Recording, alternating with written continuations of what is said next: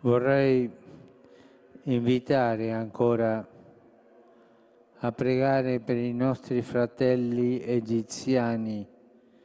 Na koncu kateheze 18. februarja je papež Frančišek ponovil svoj poziv k miru. Še enkrat je povabil, da bi molili za naše egiptovske brate, ki so bili pred 3 dnevi ubiti v Libiji samo zaradi dejstva, da so kristjani. Gospod naj jih sprejme v svojo hišo in da tolažbo njihovim družinam in njihovim skupnostim. Molimo tudi za mir na Bližnjem vzhodu in v Severni Afriki. Spomnimo se vseh pokojnih, ranjenih in beguncev. Tako je spodbudil sveti oče, da bi mednarodna skupnost uspela najti miroljubno rešitev za težko situacijo v Libiji.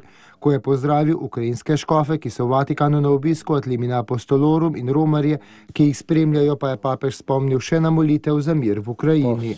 La comunità internazionale trovare soluzioni pacifiche alla difficile situazione in Libia.